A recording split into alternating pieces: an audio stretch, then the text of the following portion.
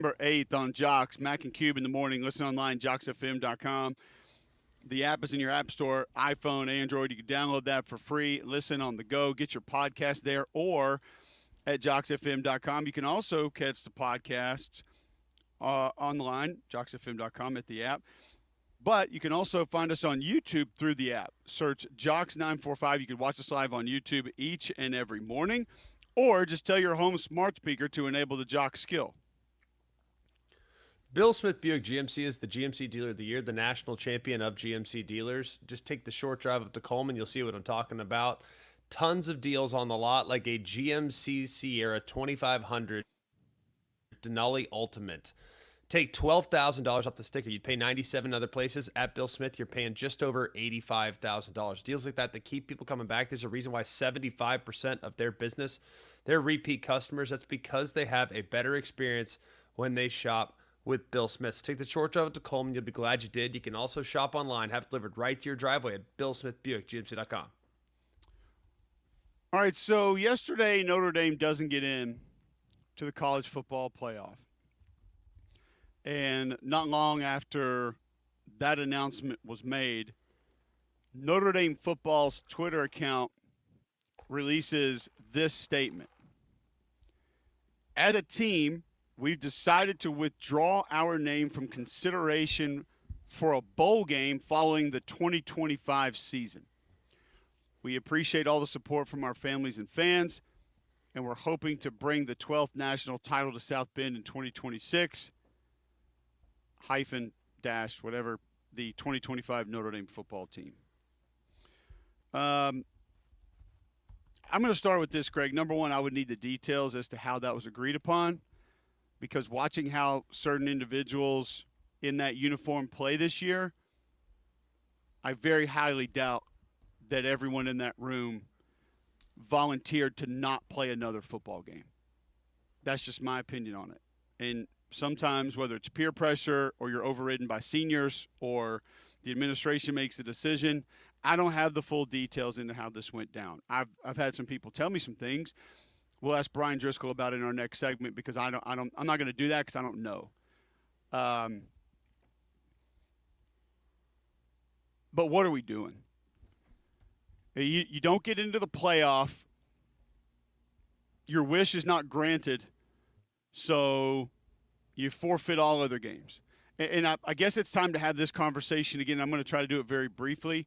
For the bowl games are meaningless crowd, for the games that don't mean anything, or what are you playing for? If you have that discussion and that is your talking point, you just removed 2/3 of the regular season.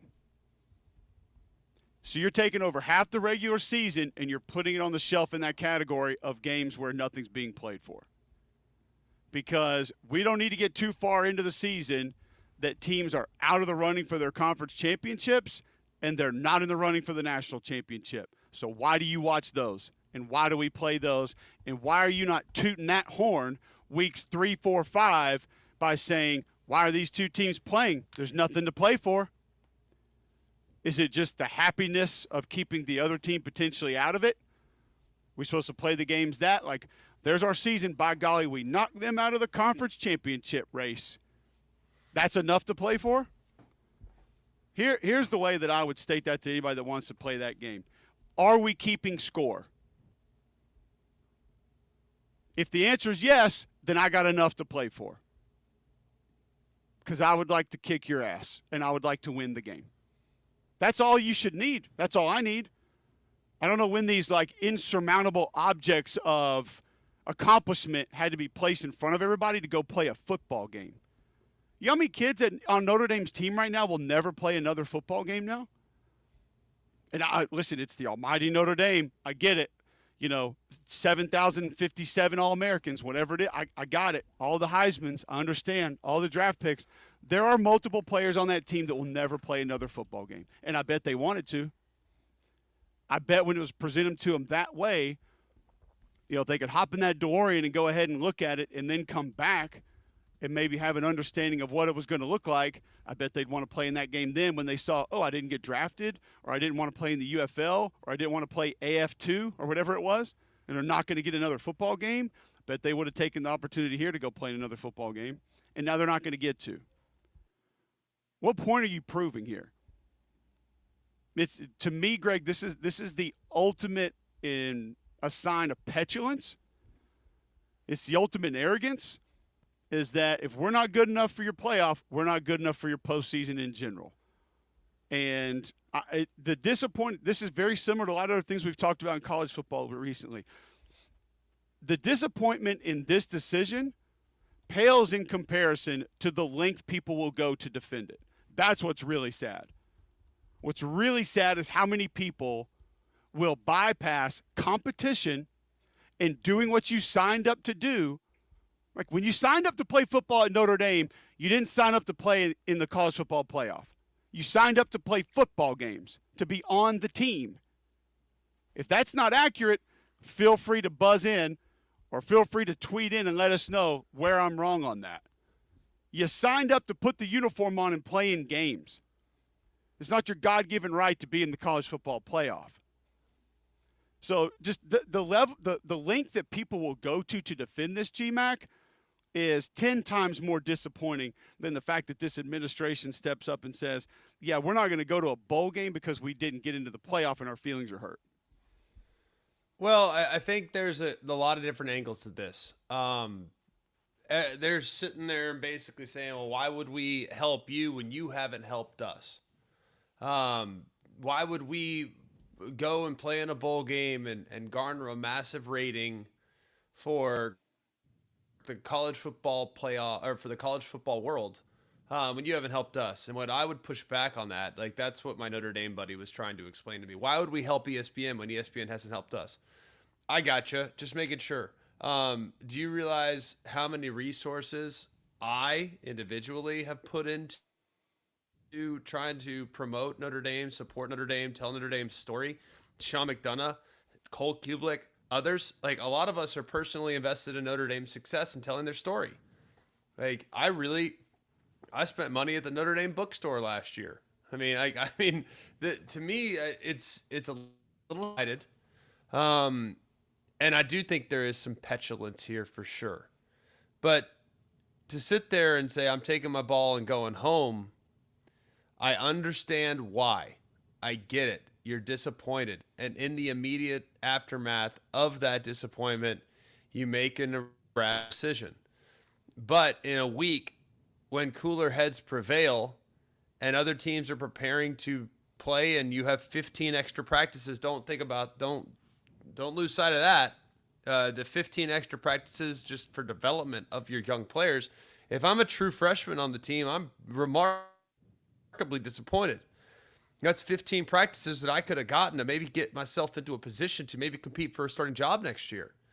I mean, you're cutting off your nose to spite your face. And while you are all mad at ESPN and mad at the college football playoff world, and you're mad at the committee and you're mad at the business of sport, well, guess what? I'm mad because I didn't get the chance to go out and prove that we will not be defined by this disappointment.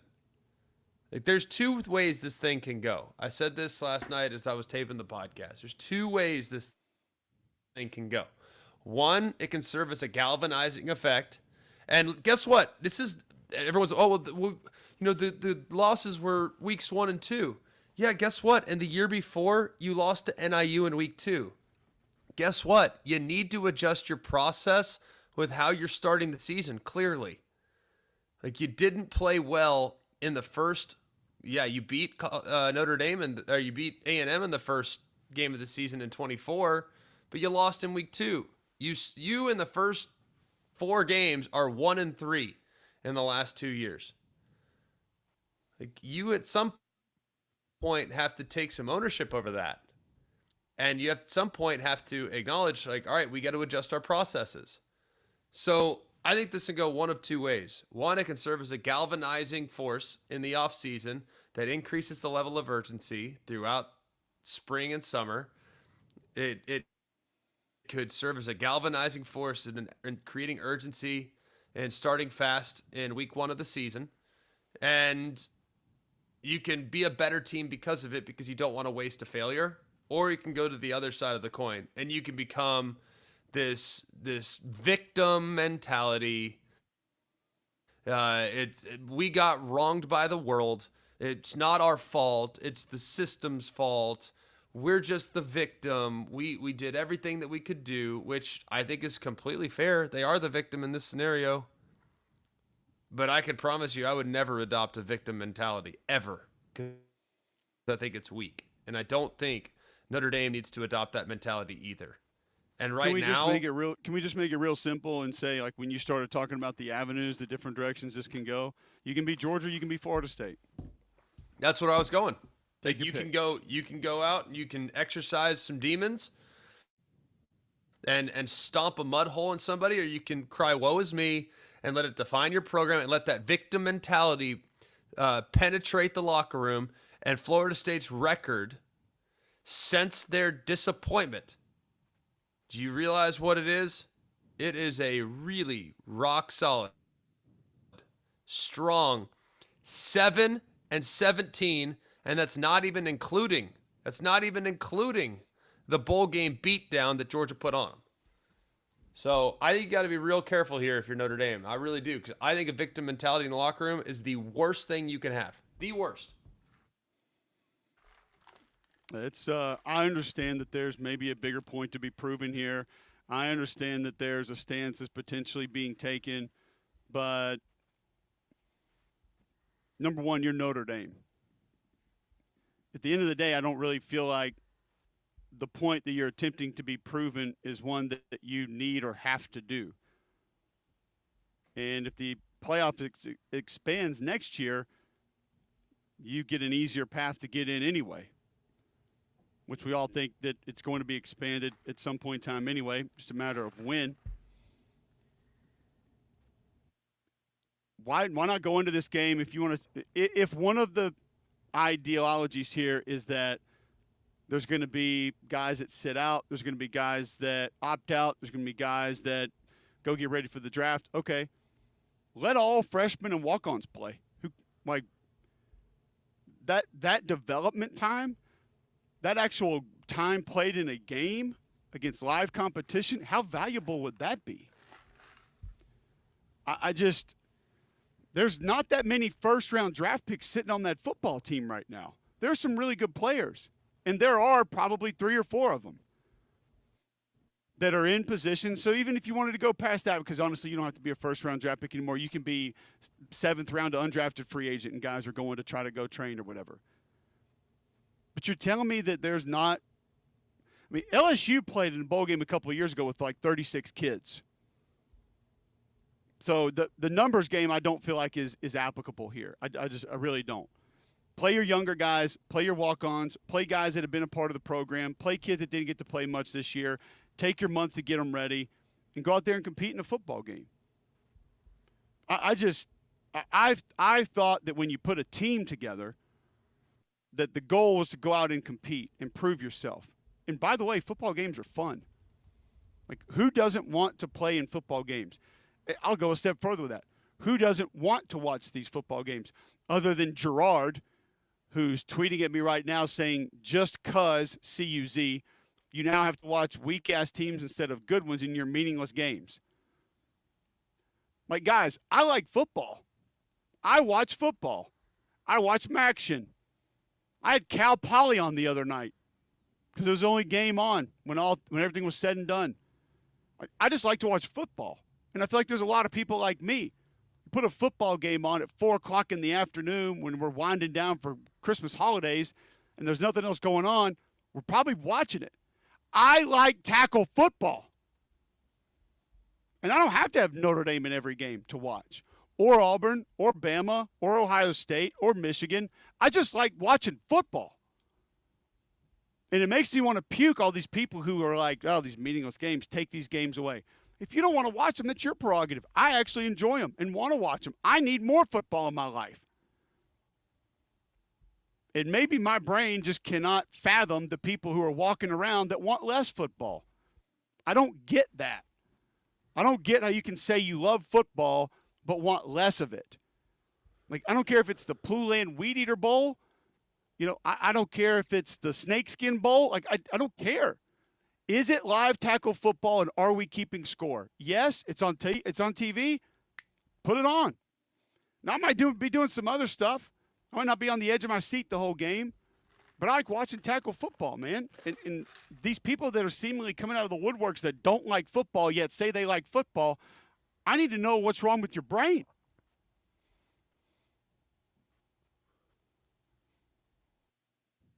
I don't feel like there's a problem when you need to necessarily. Personally, are the games meaningless? I don't know. You want my opinion?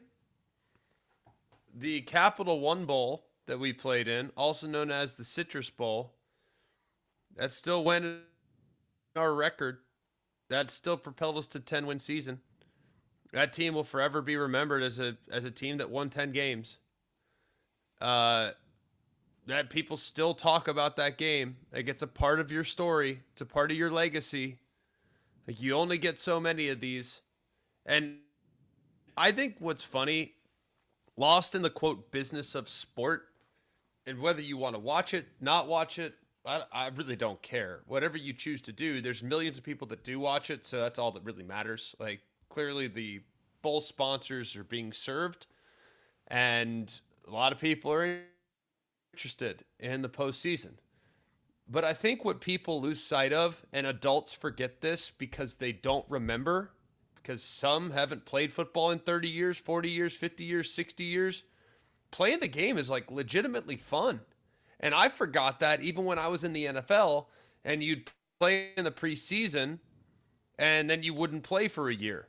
And then the following year, it'd be the first preseason game, you go out and play. I was like, oh my gosh, I forgot how much fun this is. This is so fun. Like, playing the game is fun. And I think that when we make too much about the business of sport and like, we're going to exercise this grudge and we're going to show you and we don't like this and I'm not playing unless I get this. And to me, playing the game is fun. Well, but you could get hurt. Yep. And you know what? I could get in a car accident on the drive home from Atlanta today too. Am I not going to drive my car? Like, what? I mean, am I not gonna do things that might put, you know what? I'm going skiing in the spring. Should I not go down the slope? Like, maybe I shouldn't. I go for a run every morning for 20 minutes. What if I turn an ankle on the dang treadmill? I mean, people get hurt in life. It happens. So I just think personally we have lost sight of how much fun it is to play the game. And anytime you get a chance to play the game, to wear that uniform, to run out of the tunnel, to represent that university, to represent that fan base, to represent that school, to represent that state, whatever it might be, that is an opportunity that people would cut off their right arm to do. And you take it for granted. And that's a concern for me. And I think, God's honest truth, we fast forward 10 years, 15 years. The players in that locker room and the coaches that are on that staff and potentially even the administrators that ultimately made this decision, there will be regret. And that is unfortunate. So much more to get to here along these lines of discussion. At Mac and Cube, you can tweet in, be a part of the show there. You can text into the show 205-834-9450. We'll have Brian Driscoll on next to bring us the Notre Dame perspective on this. And then we'll get to your calls, get to your feedback after that next right here on Jocks.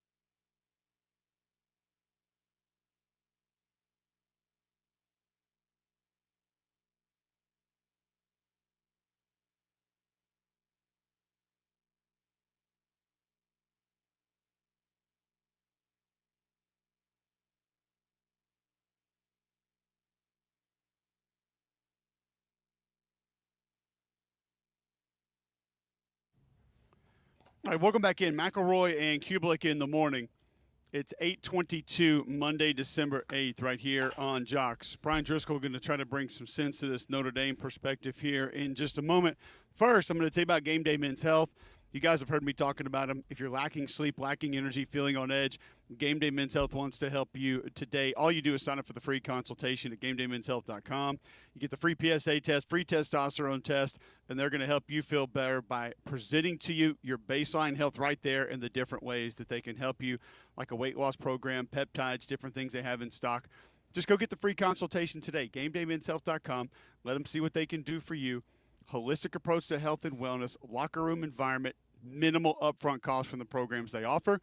Save 10% on any service they offer by mentioning Mac and Cube when you walk in the front door. It's GameDayMen'sHealth.com.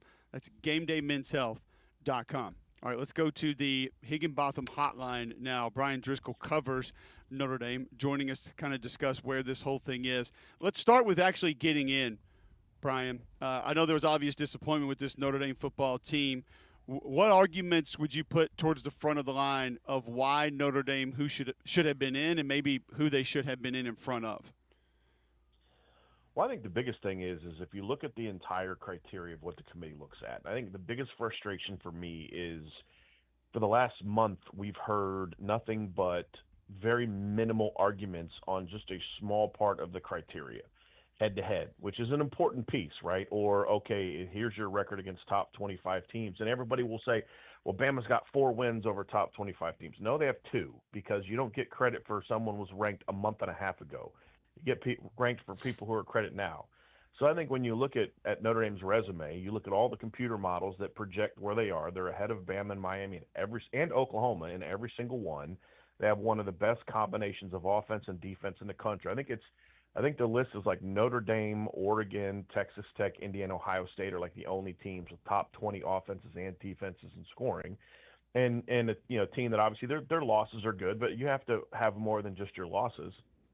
But you've got a lot of good wins. You beat 2 teams with 9 wins, 2 teams with 8 wins. If you want to get credit for teams that were ranked, they beat Navy and Pitt also, who were ranked. But it's also the level of dominance that they played. And we've heard for years, right? We heard this in Georgia in 23, that they're trying to get the best teams in. Well, why did that all of a sudden change this year? And I think that's the big frustration for Notre Dame. And then also, Cole, it's not just the end result.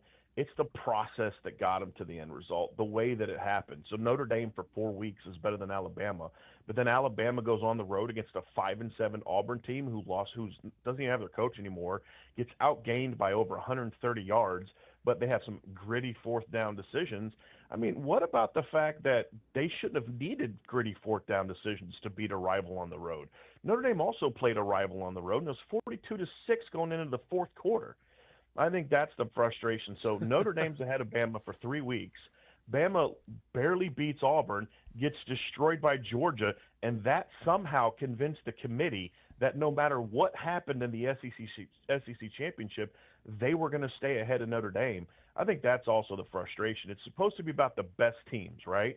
And Notre Dame not only has one of the best resumes, but if you have eyes and you watch football, I think you're going to come to the conclusion that they are a better team than Alabama. I know Alabama's going to get the benefit of the doubt. They're in the SEC. But the reality is this has not been a good football team for almost 2 months. Notre Dame has more 40-point games against SEC teams than Bama had all year against FBS teams. I mean, that's a big part of this. 2 months is a slight exaggeration. A month and a half. You think? Yeah. 2 months is a slight exaggeration. They were 2 months ago, they were in the midst of a 4-game winning streak against ranked competition. Whether those teams were ranked or not, that was a grind, a far more significant grind than anything Notre Dame saw from that point forward. So I'm not sitting there and saying that it was an easy decision, but goodness gracious, let's not let the facts get in the way of a good story. Explain to me this. I think the toughest thing that is hard here for Notre Dame is, I don't disagree. I think they're a top 5 team in college football, without question. But a lot of people continue to go back to the 4-team playoff era and discuss, well, the best teams, and cite the differences between Alabama and Florida State that one year. When in reality, at that time, you're really comparing teams with very few flaws. when it's a 4-team playoff era, it's very different than a 12-team playoff era because there is a whole nother level of subjectivity, and you take into account automatic qualifiers, all these other things in the 12-team era. So why are we crossing over? We should be operating independent in these last 2 years with how we've evaluated the committee's decision-making process when compared to the 4-team playoff era. So why are we allowing those to get mixed up together? Why should they be different? I'm not arguing. I'm asking an honest question. Why should it be because different? we're comparing flawed teams? Because we're comparing flawed teams. I think once you get to 12, teams are not perfect. Teams are far from perfect. Teams don't have ideal resumes. We're talking about a Notre Dame team whose strength of schedule is in the 40s. Same with Miami's. We're talking about a Bama team that just lost by 21. We're talking about teams that have legitimate warts. And in a 14 playoff era, we're talking about teams that have very few warts and some teams that get left out that have no warts outside of their starting quarterback being hurt. So that's kind of what I'm getting at. So what's the warts that Notre Dame has and that Alabama has that convinces you that Notre Dame's a better team or that Bama's a better team? And you talk about the grind. That grind started about 2 months ago, right? I mean, their last 4 games, they got beat by Oklahoma, got beat by Georgia, beat Eastern Illinois, and beat Auburn, right? I mean, before that, they beat LSU. So their last 5 games, the only 2 good teams they've played, they got beat by. That's what Alabama's been for the last 5 weeks. At least they played 2 good teams. Notre Dame hasn't played 2 good teams, and I think Pitt is solid. They played Navy and Pitt. Those are good teams. Don't get Navy. You think Navy's personnel is comparable to that of Auburn? You really do? You think that? I mean, you think they beat it's the same Oklahoma last year. I mean, I know bowl games don't count. You think it's the same? You think it's the same caliber player? I just want to make just so we know where your credibility is at. Right? You're telling me it's the same caliber player. I'm telling you, it's the same caliber team. I want to know the same caliber player. Is it what is a tougher game? Team. We're not doing recruit. What's a tougher game? Right now, playing Navy's a tougher team than playing Auburn. Right now, I respectfully disagree with that. Of course, then I mean, you and I can see it differently. That's fine. That's fine. We can see it differently, but the fact of the matter is, Navy is a team that has played teams like this.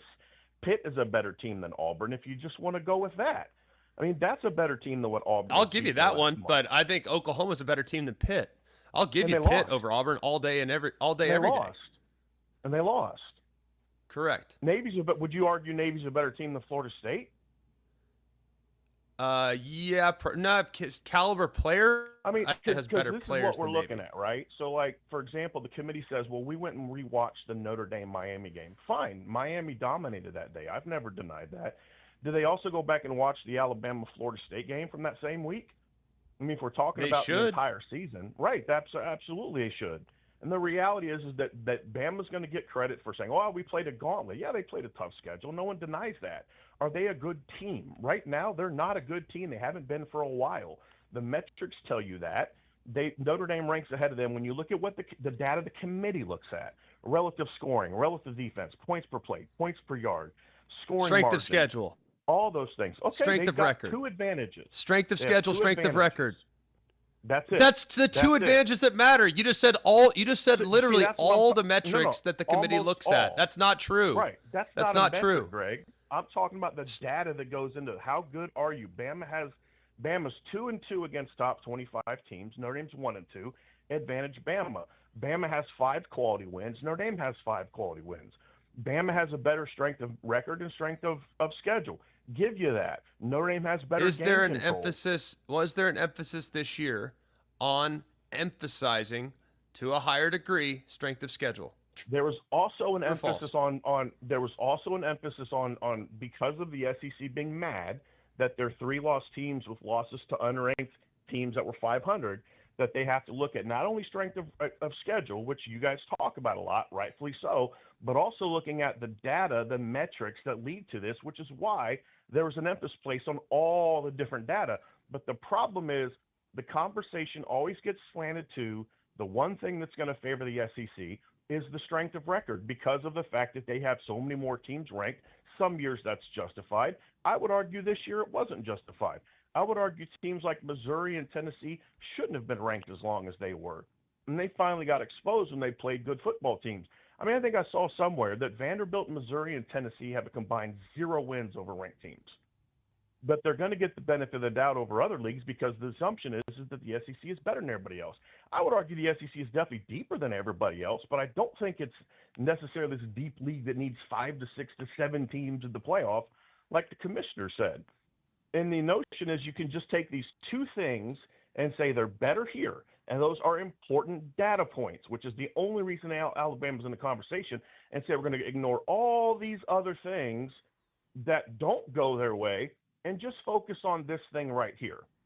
And that's my problem with this conversation, Greg, is because you're going to say, well, we have better strength of schedule. All right, cool. Then put all 12 SEC teams in because they're always going to have a better strength of schedule. But I think how did they do with that schedule? They did not perform well with that schedule. They lost to a 5-7 team. They got dominated in the SEC championship and were the only team in the last since 2022 to not drop a spot in the rankings after since 2022. We're going back a long way. Help me understand this.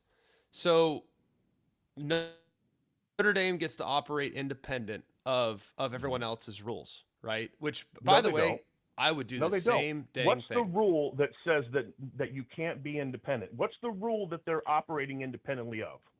I never said that they're breaking a rule. I said they get to operate under a different set of rules. They get to put their schedule together differently than everybody else, which to me, I would do the exact same thing. If I were in charge of my own college football team, I'd want to do exactly what Notre Dame does. I would absolutely pursue exactly what Notre Dame has pursued. However, I do think when you operate under a different set of rules than everybody else, your scheduling process, there is a possibility that because of your independence, you could get burned by conference-affiliated members and teams that are in conferences and teams that play in conference championship games. So I guess my question to you is, do you think that was a factor when Notre Dame played in the conference championship game and lost by 17 points, they dropped 2 spots in the rankings. Were they in the 14 playoff? Yeah, they dropped 2 spots in the rankings. Were they in the 14 playoff? They dropped 2 spots in the rankings. If they were they when they in lost, the 4-team playoff? They dropped 2. See, this is what you're doing, Greg. You're spinning everything to fit a narrative. Why did Alabama not drop in the rankings? Yes, there is. Why did they drop in? If Notre Dame was 4th when they lost to Clemson, would they have still been in the playoffs? Yes, because they were. No, they had one. They had one loss. They had one loss. If they were 4th, in that season. There's no precedent that says they would have stayed where they are. There isn't. All right. There's Greg. Hold on. There's no precedent to say that they wouldn't have been either, because it's never happened before. They were in the playoff. They were in the playoff. USC in 2022 lost their conference championship game and dropped out of the top 4. All right, Brian, hold on one second. Because that was the top 4, Brian, not the top 12. They dropped out of the 14 playoff era is different than the 12-team playoff. No, it's not. Different. That's something. Yes, it is. You are comparing. In the 14 playoff era, you almost certainly had to either win your conference or be an undefeated regular season team that lost your conference championship. That was pretty much the only way in. A 14 playoff era, that was it was almost impossible to make the field. Way in this way, it's still about. Well, it's not, because you're comparing flawed teams. You're saying is an opinion. There's nothing in the committee guidelines. So is everything you're saying. Rules. No, it's not. It's absolutely what the committee says. This is what they look at. All right, Brian, hold on. When we have automatic qualifiers, Greg, hold on one second, because we have a great resource on to help us get a different side of this on another part of this. And Brian, I didn't intend for this conversation to go just about this, number one, or this way today, but I did because you know this program better than anybody, and you know what's happening behind the scenes. The decision to not go to the postseason, and that's something that I think a lot of people see, including myself, don't know exactly the hows and whys. I wanted to have you on to at least help us discuss that and educate us on that. So I don't want to leave this conversation without doing that. So if you could please just kind of take us into what do you know about the hows and whys of that decision being made from this Notre Dame team and administration? Well, what I've been able to gather, Cole, is that was a team decision. It wasn't just something where Pete Bavacqua or Marcus Freeman said, hey, we're not going to do this. I think the players and the coaches and the administration were all on the same page on this. I think what it comes down to is Notre Dame is not mad that they got left out of the playoffs. And if you talk to people at Notre Dame, they'll tell you, listen, and this is something I said on my show yesterday. You put this in the committee's hands by losing your first 2 games. Don't care how close they were. You put it in their hands by losing those 2 games. Had you handled your business in one of those 2 games, you'd have been in. So I think they understand that there was always a chance that this could happen. I think it's the process that is the issue. It's the things that Notre Dame was told. It's the way that they were handled in the rankings. They say, hey, you've got to do this if you want to get in. Notre Dame did that. Other teams didn't, and they still didn't get in. And I felt like they felt, and I tend to agree with it, that the process was not the most I'm trying to think of the right way to say this. It wasn't the best process. I'll just leave it at that. And the only way that they could voice their frustration is to say, you don't get to spend a month basically with a majority of a network saying, hey, this is, basically railing against your program. And then you get to put us in a bowl game, and, that honestly half the people are going to sit out anyway because that's the way that it is, and then make money off of us. I think that's the frustration. The process wasn't right. Notre Dame's played in bowl games in years where they didn't make the playoffs, but it was the process. It was the way they went about it, and I think that was a big frustration for the players, big frustration for the program. They felt lied to, honestly. And so they decided, and I'm torn on it, Cole, because part of me, I don't like it. As a former coach, I want the practices. I want the development of young people. Selfishly, I want to see this team play again. But at the same time, I understand that they felt this is the only voice that we had. This is the only thing we can do to make our voice heard. And I think that's really what it came down to more than anything else. Yeah, I think like from my perspective, Brian, and this is just me, I mean, I'm going to even try to remove like some of the selfish aspect out of this of just wanting to watch more football. How do you believe that was weighed against what it could do for the program, the benefits that it could give the program? And that is not being on television or in a bowl or eyeballs. That is younger guys getting development, younger guys getting practice time, younger guys getting actual game repetitions against another good football team. And you kind of take that away, and that could help you for next season in a lot of different ways. And I know the complications that come with the postseason and bowl games and opt-outs and the NFL draft and the transfer portal, but how do you believe that part was weighed in this decision? It was weighed, and honestly, that's as a former coach, that's kind of my rub, right? Like, that's my thing, is I understand you're frustrated. I understand all this, and I wish there was a way they could have waited 24 hours, but you have to make a bold decision kind of right away. But that was weighed. That was discussed. From what I'm told, that was part of the conversation, but at the end of the day, the team felt like it's not. Yes, we understand all that. That's a risk that we run, but at the same time, we feel like we need to make a statement, and that's what I think the program looks at it as. I get it. And Brian, honestly, buddy, you do a great job, man. You really do. Greg, I love debating. like having We're the talking conversation. Sports. You're good, dude. It's all good. 100%. I just think and you're wrong. I honestly, God's honest truth. No, I don't. I don't think you're wrong because it is hard to wrap your head around. But I think if you really look at where the committee ultimately arrived, I think what they did was the most justifiable outcome. They protected conference championship games while protecting the head-to-head. And I think it freaking stinks for Notre Dame. I really do. I love that team this year. I like them better than last year. If they don't, I agree. If they don't matter, then stop playing them. And if you get reward out of playing in a conference championship game, then there should be risk playing in a conference championship game. And look, if Bama would have lost by a field goal, we wouldn't be having this conversation. They got dominated. That's the second time they got dominated this year. Last time was by a 5-17. I think that's the issue. When TCU lost their conference title game, they didn't move. They lost in overtime by a field goal to a pretty good Kansas State team. I just think when you lose and you look at BYU, they got punished for playing in the Big 12 title game. Why didn't Bama? That's what people look at and say the process, that's the part that people are going to look at understandably and say that's a rigged system. Whether it is or isn't, that's the process that I was referring to, Greg. And I think it's perfectly fair. And I think we need to take a good deep dive at the conference championship games and really have an honest discussion with ourselves. Are they serving the audience? Like, are they actually are they creating more problems than they are solutions? Yes. And if they're creating more problems than they are solutions, we really need to look at them. But under the current format in a 12-team, and I know that you use the 14 playoff era, I really think they're different. And you might disagree with me there. That's fine. I think the 12-team playoff era is just, there's not enough time really to know exactly. We've already tweaked it once. We'll probably tweak it again. The fact that Tulane and James Madison are in are a little bit ridiculous. It's like there's going to be a lot of changes and tweaks here. But if they're creating more problems than they are solutions, we really need to think long and hard about the future of their existence or their future of their format. And I think we'll get there probably this offseason. I hope we do. In a expanded conference era, they are useless in my opinion. If they're going to be played, they have to count. Now, you give less weight to a loss than you would in the regular season. As I'm saying, if it's a close loss, hey, you know what? We're not going to quote unquote punish you for that. But when you play in those games and you get dominated by another playoff caliber team, that should absolutely be something that goes on your resume.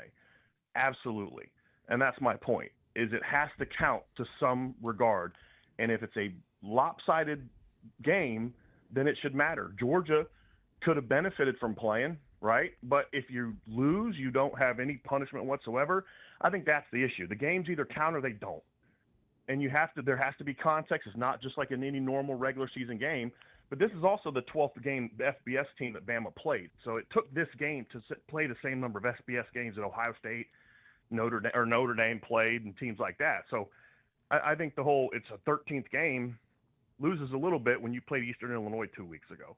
But I think that's the thing is, in the era of 16 to 18 teams where you don't have everybody play each other anymore, the schedules are so much different.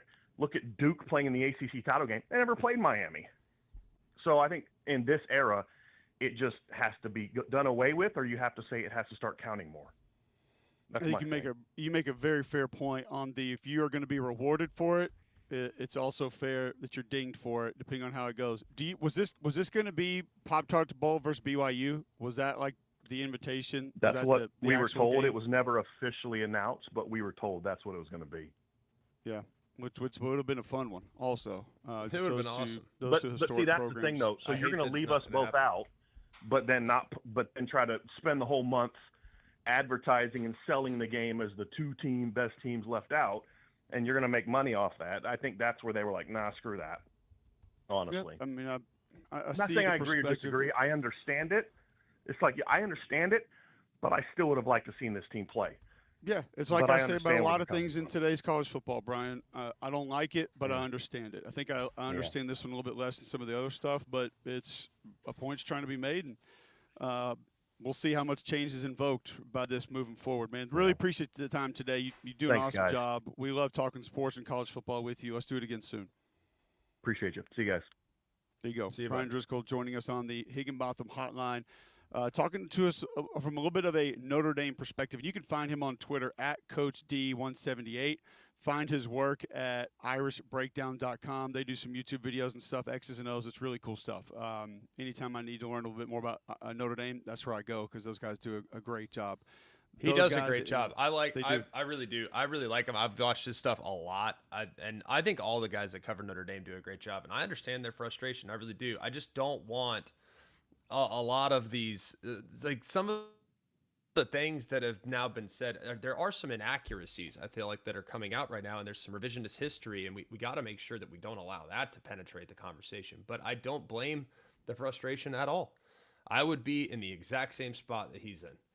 I really would, because it doesn't make sense. The process doesn't make sense. You're telling me for how many weeks? Now, did the committee make mistakes along the way? 100% they made mistakes. Starting with Miami at 18 in the first ranking, starting with Bama dropping to 10 behind Notre Dame after they lost to Oklahoma. That was ridiculous. And I said it when we were in Madison Square Garden that one time, and they could have avoided both of these. They could have avoided all this confusion and challenges by just being a little bit better. And there needs to be transparency. Right now, what we're getting from the committee, Cole, I don't feel like we're getting enough information from the committee. Do you feel satisfied with the information that we get from the committee on a week-to-week basis? Or would you like more transparency? Let's talk about that on the other side. Committee information. We'll get feedback from you guys, 800-239-9569. All that and more next right here on Jocks.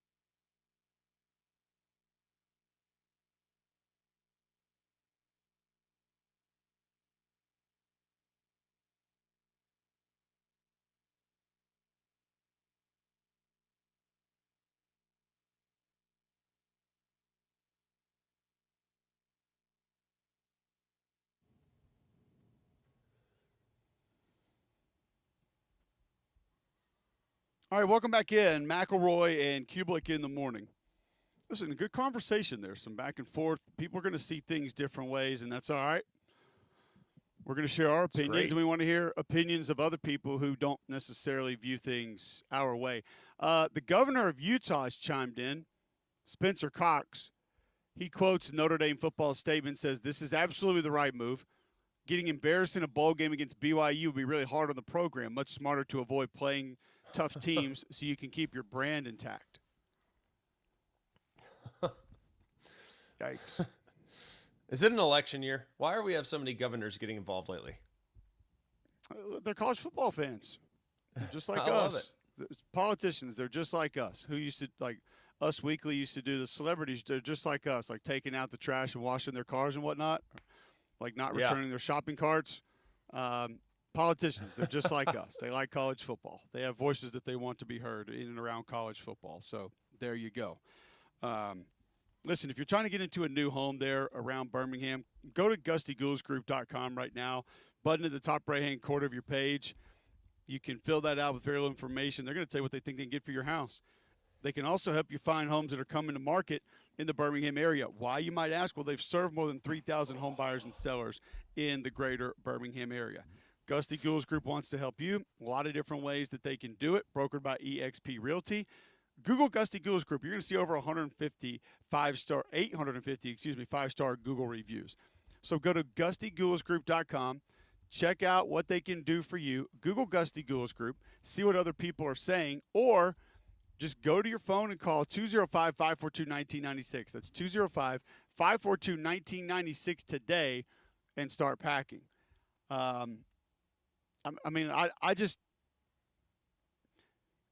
You formulate a team to compete, and sacrificing that to me when given the opportunity is almost always going to be unacceptable. You know, this whole sticking it to ESPN because they were going to put you on a big stage against another big team that could have been in the playoffs or is playoff worthy, I view that as a massive opportunity. And I personally think that there are other positives that could have come from that. We'll continue discussing those on the other side next, right here on Jocks.